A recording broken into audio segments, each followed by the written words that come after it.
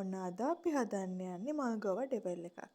ඒකට ඉස්සෙල්ලාම මල්ගොව ටික පොඩි කෑලි වලට කපාගෙන කහයි ලුණුයි දාලා විනාඩි 5ක් විතර තම්බ ගන්න. තම්බගෙන ඒ ටික පෙරා ගන්න. පෙරාගත්තට පස්සේ අපිට ඊළඟට ඕනේ වෙන්නේ හීනියට කපාගත්ත ලුණු, සුදු ලුණු, අමු මිරිස්, සේර, රම්පේ, කරපිංචා අපිට තියෙනවා නම් නයි මිරිස් එකතු කරගන්නත් පුළුවන්.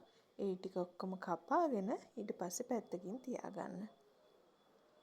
ඊට පස්සේ අපි බලමු කොහොමද බැටර් එක හදාගන්නේ කියලා. අවශ්‍ය ප්‍රමාණයට පාන් පිටි, කෝන් ෆ්ලවර්, ලුණු, කහ, මිරිස්, ගම්මිරිස් ස්වල්පයක්, ලුණු අවශ්‍ය ප්‍රමාණයට දාගන්න. ඊට පස්සේ වතුර ස්වල්පයක් එකතු කරලා බැටර් එක මේ ගානට එනකන් හොඳට වතුර එකතු කරගෙන මිශ්‍ර කරගන්න. ඊට පස්සේ මිශ්‍ර කරාට පස්සේ තම්බපු ගෝවා මල් ටික එකට එකතු කරගෙන හොඳට මිශ්‍ර කරගන්න. ඒ මිශ්‍ර කරගත්තට පස්සේ තාච්චියක් රත් කරලා අවශ්‍ය ප්‍රමාණයට තෙල් එකතු කරගෙන ඒ තෙල් රත් වීගෙන එද්දි බැටර් එකේ ගාගත්ත ගෝවා මල් ටික එකට එකතු කරගන්න. ඊට පස්සේ ඒක රන්වන් පැහැවෙන තෙක් බැදගන්න. බැදගෙන තාච්චියෙන් මේ ටික අයින් කරගෙන පැත්තකින් තියන්න. ඊට පස්සේ ආයෙත් තාච්චියක් රත් කරලා අපි කපාගත්ත සුදු ලුණු, රම්පේ, කරපිංචා, සේර ඔක්කොම එකතු කරගෙන ටිකක් බැදෙන්න දෙන්න.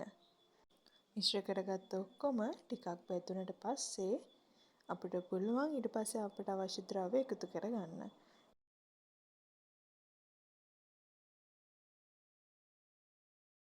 මේක මේ ප්‍රමාණයට බැදීගෙන ඉඳි අපිට පුළුවන් එකතු කරන්න මිරිස්, ලුණු, ගම්මිරිස්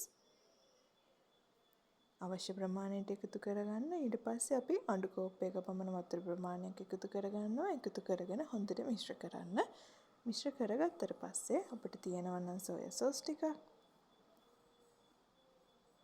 අනිවාර්යෙන් සෝස් එකතු කරගන්න අවශ්‍ය ප්‍රමාණයට ඔයාගේ රස අනුව.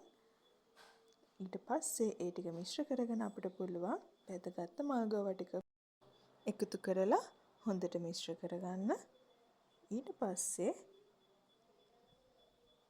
විනාඩි 3-4ක් මිශ්‍ර වෙන්න දීලා අපිට පුළුවන් මේක ලිපෙන් බාගන්න.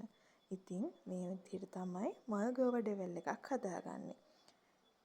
ඇත්තටම හරිම රසයි. ආයෙ දවසකින් අපි හම්බෙමු අලුත් කෑමක් අරගෙන.